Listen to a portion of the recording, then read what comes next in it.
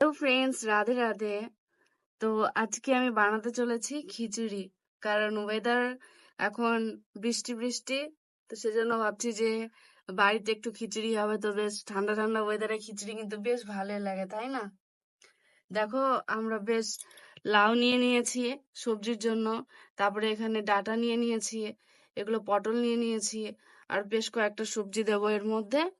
তারপরে দেখো, এইগুলো হচ্ছে চাল, এগুলো হচ্ছে তোমার আতপ চাল। আতপ চালেরই খিচুড়ি বেশ সুন্দর লাগে, আর এই চালের খিচুড়ি বেশ খেতে সুস্বাদু। আর এখানে আমরা নিয়ে নিয়েছি পটল আর আলু, এগুলোর ভাজা হবে। তো চলো ফ্রেন্ডস, আমরা তোমাদেরকে পরের স্টেপে দেখাচ্ছি আমি কি করে রান্না করব, ঠিক আছে? গাইজ, আমরা শুরু করতে চলেছি। তো আমাদের এখানে কড়াই গরম হয়ে গিয়েছে। এবার আমরা আগে তরকারিটা বানিয়ে নেব বলে এখানে আগে তেল দিয়ে দিচ্ছি, সরষার তেল দিচ্ছি। দিয়ে এরই মধ্যে আমরা ফোড়ন দেব শুকনো লঙ্কা, শুকনো লঙ্কা আর কিছু পাঁচ ফোড়ন। সবজিগুলো দিয়ে দিচ্ছি এর মধ্যে, দিয়ে এবার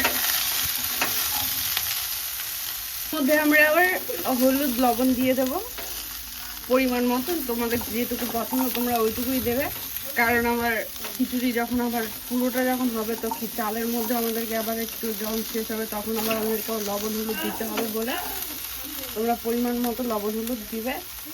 আমি আমার মতো দিচ্ছি, দেখো।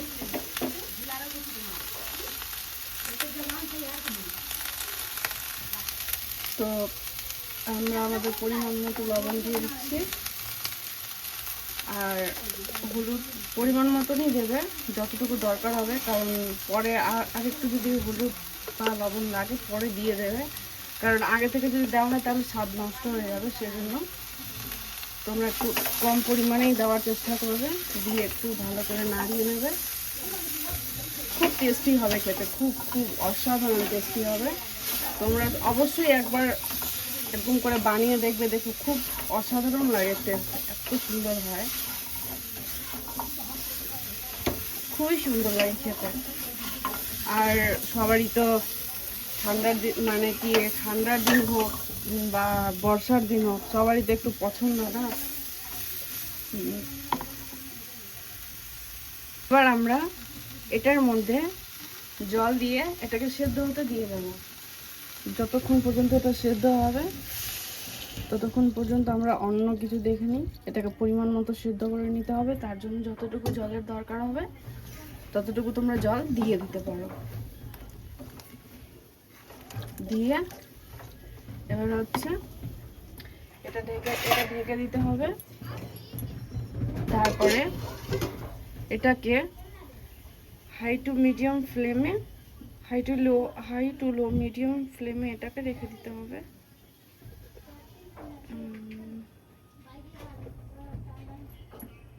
এবার আমরা দেখে নিচ্ছি আমরা আরো কি করব।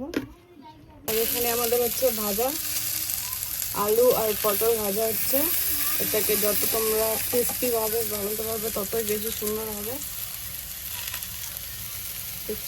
নিয়ে নিয়েছি আমাদের স্বাদ মতো, পরিমাণ মতো আর কি, চাল আর ডাল।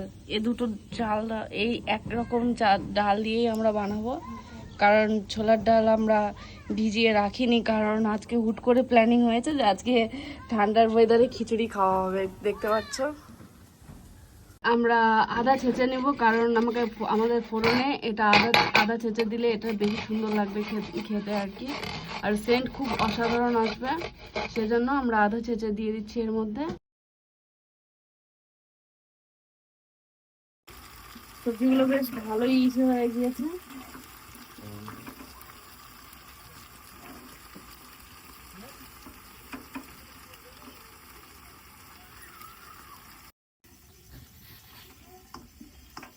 তো এই যে দেখতে পাচ্ছ কি সুন্দরভাবে হচ্ছে, এটা আমাদের সিদ্ধ হয়ে গেছে। আর একটু আমাদেরকে করে নিতে হবে, এর মধ্যে কয়েকটা মশলা দেবো আমরা। দেখতে পাচ্ছ এত টেস্টি টেস্টি মনে হচ্ছে তরকারিটা, মানে কি বলবো আর।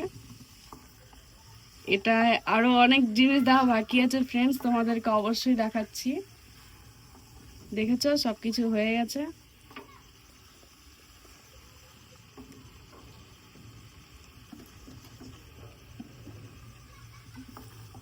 এই যে দেখো, দেখছো কত টেস্টি মনে হচ্ছে।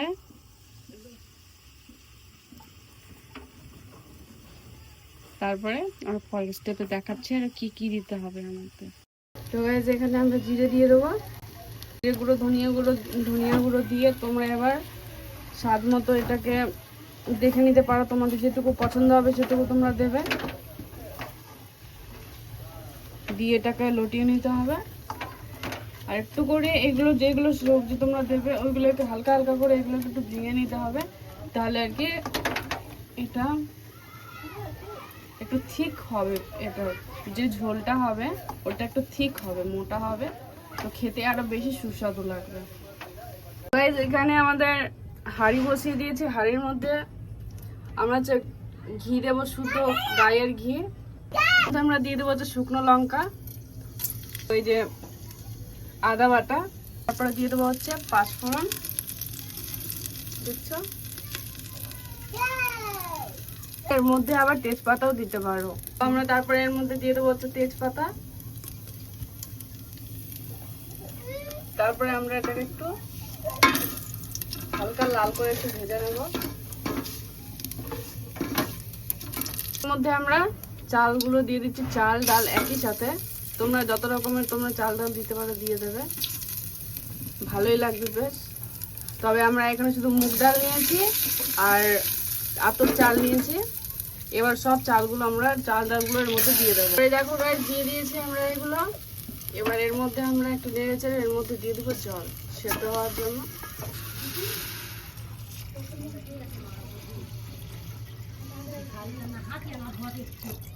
আমরা আমাদের পরিমাণ মতো এখানে আমরা জল দিয়ে দিয়েছি সিদ্ধ হওয়ার জন্য।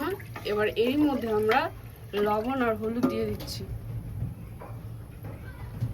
বেশি দিতে হবে না, কারণ আমাদের তরকারির মধ্যে যে লবণ আর হলুদটা আছে ওটাও তো বিরিয়ানির সাথে মিক্সড হবে না। সেজন্য তোমাদেরকে ফার্স্টেই বলেছিলাম যে বেশি লবণ হলুদ না দিলেও হবে, কারণ পরে আমাদেরকে লবণ হলুদ আবারও সেই দিতেই হবে। দেখতে পাচ্ছ গাইস, এর মধ্যে আমরা লবণও দিয়ে দিচ্ছি পরিমাণ মতো।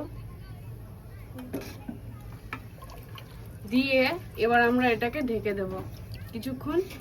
তোমরা ঢেকেও দিতে পারো আবার এমনিও রাখতে পারো, কিন্তু ঢেকে দিলে কি একটু তাড়াতাড়ি আর কি হবে, সেটারই জন্য বলছি ঢেকে দিতে পারো। তো এটাকে আমরা এখন ততক্ষণে সিদ্ধ হওয়ার জন্য দিয়ে দিচ্ছি। এটাকে ঢেকে দিচ্ছি একটু সিদ্ধ হওয়ার জন্য, ততক্ষণ এটা সিদ্ধ হোক। আমরা এরকম ফ্লেমে রাখবো, হাই ফ্লেমের মধ্যেই রাখবো। তো গাইজ আমাদের এখানে হচ্ছে গিয়ে চালটা আমাদের এখানে হয়ে গেছে, চাল ডাল সব কিছু সেদ্ধ হয়ে গেছে। তো এর মধ্যে আমরা এবার হচ্ছে গিয়ে তরকারিটা দিয়ে দেব।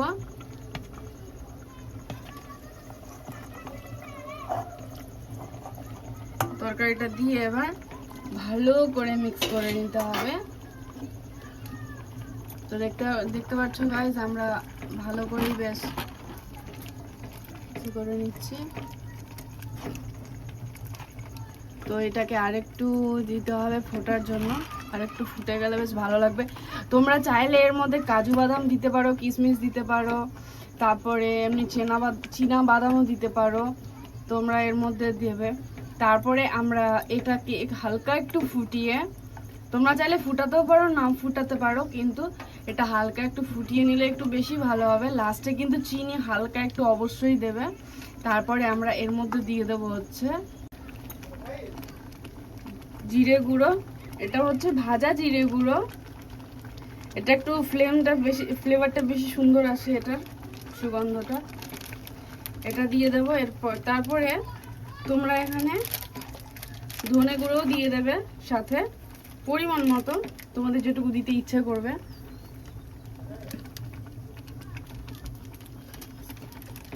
দিয়ে এবার এটাকে ভালো করে নাড়িয়ে নিতে হবে। নাড়িয়ে নেওয়ার পরে দেখতে হবে এটা কতক্ষণ পর্যন্ত এটার সুগন্ধটা বেরোচ্ছে।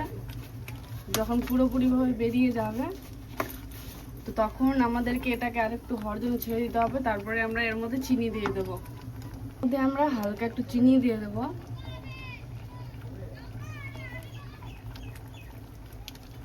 চিনি দিয়ে এবার আমরা এটাকে একটু ঘেটে দিচ্ছি।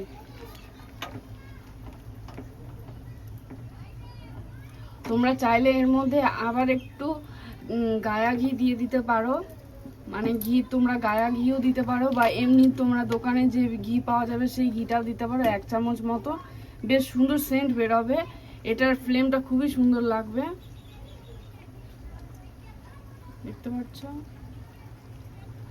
এরকম দিয়ে। তারপরে এটাকে আরেকটু ঘেটে নাড়িয়ে নিতে হবে।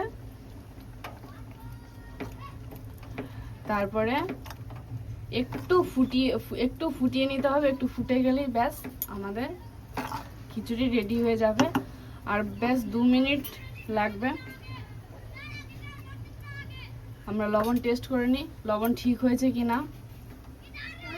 ফাইনালি গাইজ আমাদের এখানে খিচুড়ি রেডি হয়ে গেছে। এতক্ষণের পরিশ্রম এখন আমাদের সফল হলো। তো দেখতে পাচ্ছ গাইজ কত টেস্টি হয়েছে খিচুড়িটা।